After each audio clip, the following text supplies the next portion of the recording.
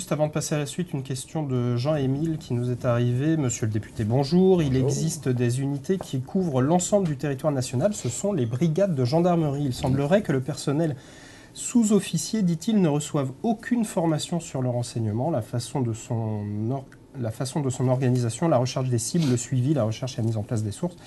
Le renseignement est aussi celui qui provient du terrain et pas seulement électronique, dit-il, avec mes respects.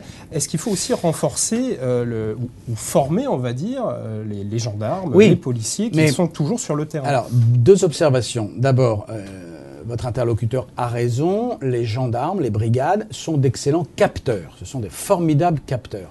Et c'est la raison pour laquelle, d'ailleurs, la gendarmerie, sous l'autorité du général Favier, qui la dirige aujourd'hui, a créé en son sein une structure qu'elle a appelée la sous-direction à l'anticipation opérationnelle, la SDAO, qui est dirigée par un colonel que je connais bien, Pierre Sauvegrin, qui a été commandant de groupement dans le Finistère, en gendarmerie.